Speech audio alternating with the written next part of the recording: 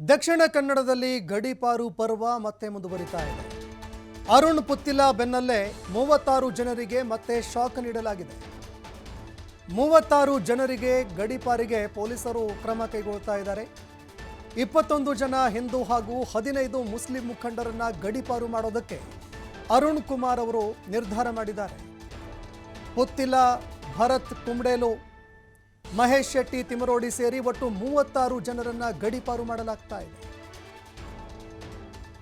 ಇನ್ನು ದಕ್ಷಿಣ ಕನ್ನಡದಲ್ಲಿ ನಿರಂತರವಾಗಿ ಅಶಾಂತಿ ಮೂಡುತ್ತಾ ಇದೆ.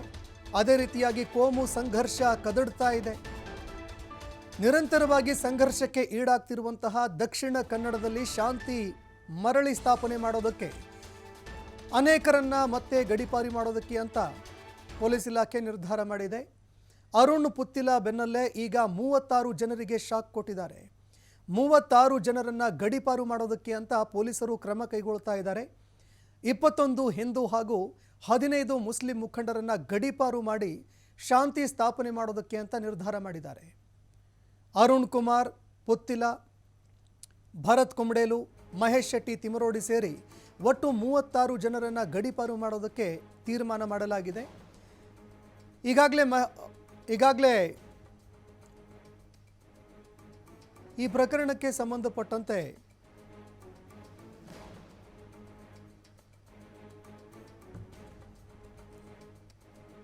ನಾನು ಯಾವುದೇ ಕಾರಣಕ್ಕೂ ಗಡೀಪಾರು ಆದೇಶ ಸ್ವೀಕಾರ ಮಾಡೋದಿಲ್ಲ ಅಂತ ದಕ್ಷಿಣ ಕನ್ನಡ ಜಿಲ್ಲಾ ಬಿಜೆಪಿ ಉಪಾಧ್ಯಕ್ಷ ಅರುಣ್ ಪುತ್ತಿಲ ಹೇಳಿಕೆ ಕೊಟ್ಟಿದ್ದಾರೆ.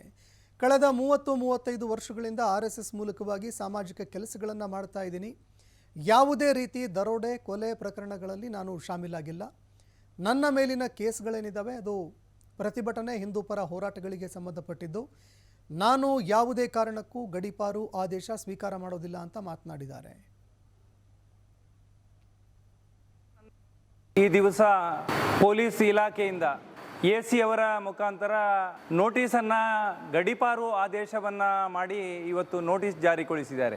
6ನೇ ತಾರೀಕಿಗೆ AC ಕಚೇರಿಗೆ ಹೋಗಿ ಹಾಜರಾಗಬೇಕು, ಇಲ್ಲದಿದ್ದರೆ ಕಲಬುರಗಿ ಜಿಲ್ಲೆಗೆ ಗಡೀಪಾರನ್ನು ಮಾಡ್ತೇವೆ ಅನ್ನತಕ್ಕಂತಹ ಆದೇಶದ ಪ್ರತಿ ಇವತ್ತು ನಮ್ಮ ಕೈ ಸೇರಿದೆ. ಸಿದ್ದರಾಮಯ್ಯ ಸರ್ಕಾರ ಕರ್ನಾಟಕದಲ್ಲಿ ಬಂದ ನಂತರ ನಿರಂತರವಾಗಿ ಹಿಂದೂ ವಿರೋಧಿ ಧೋರಣೆಗಳು ಮತ್ತು ತುಷ್ಟೀಕರಣದ ರಾಜಕಾರಣ ನಡೀತಾ ಇರುವಂಥದ್ದು ನಮಗೆಲ್ಲರಿಗೂ ಗೊತ್ತಿದೆ. ನಾನು ಕಳೆದ 30-35 ವರ್ಷಗಳಲ್ಲಿ ಸಾಮಾಜಿಕ ಜೀವನವನ್ನು ಮಾಡ್ತಾ ರಾಷ್ಟ್ರೀಯ ಸ್ವಯಂ ಸೇವಕ ಸಂಘದ ಸ್ವಯಂ ಸೇವಕನಾಗಿ ಸಾಮಾಜಿಕ ಕೆಲಸ ಕಾರ್ಯಗಳು ಜೊತೆಗೆ ಹಿಂದೂ. ಇನ್ನು ಕಲ್ಲಡ್ಕ ಪ್ರಭಾಕರ್ ಭಟ್ಗೆ ಹೈಕೋರ್ಟ್ ಬಿಗ್ ರಿಲೀಫ್ ಕೊಟ್ಟಿದೆ. ಬಂಧನ ಸೇರಿದಂತೆ ಯಾವುದೇ ಒತ್ತಡದ ಕ್ರಮ ಕೈಗೊಳ್ಳಬಾರದು ಅಂತ ಆದೇಶ ಹೊರಡಿಸಲಾಗಿದೆ. ನ್ಯಾಯಮೂರ್ತಿ ಕೃಷ್ಣಕುಮಾರ್ ಅವರಿದ್ದಂತಹ ಏಕಸದಸ್ಯ ಪೀಠ ಈ ಆದೇಶ ಹೊರಡಿಸಿದೆ. ಜೂನ್ 10ಕ್ಕೆ ವಿಚಾರಣೆ ಹೈಕೋರ್ಟ್ ಮುಂದೂಡಿಕೆ ಮಾಡಿದೆ. ಪ್ರಚೋದನಕಾರಿ ಹೇಳಿಕೆ ಆರೋಪ ಸಂಬಂಧಪಟ್ಟಂತೆ ಪ್ರಕರಣ ದಾಖಲು ಮಾಡಲಾಗಿತ್ತು. ಸುಹಾಸ್ ಶೆಟ್ಟಿ ಶ್ರದ್ಧಾಂಜಲಿ ಸಭೆಯಲ್ಲಿ ಪ್ರಚೋದನಕಾರಿ ಭಾಷಣ ಮಾಡಿದ್ರು. ನಿನ್ನೆ ಬಂಟ್ವಾಳ ಗ್ರಾಮಾಂತರ ಠಾಣೆಯಲ್ಲಿ ಇದಕ್ಕೆ ಸಂಬಂಧಪಟ್ಟಂತೆ ಈ ಆರೋಪದ ಮೇಲೆ ಒಂದು ಪ್ರಕರಣ ದಾಖಲಾಗಿತ್ತು. ಇದೀಗ ಹೈಕೋರ್ಟ್ನಲ್ಲಿ ಅವರಿಗೆ ಬಿಗ್ ರಿಲೀಫ್ ಸಿಕ್ಕಿದೆ.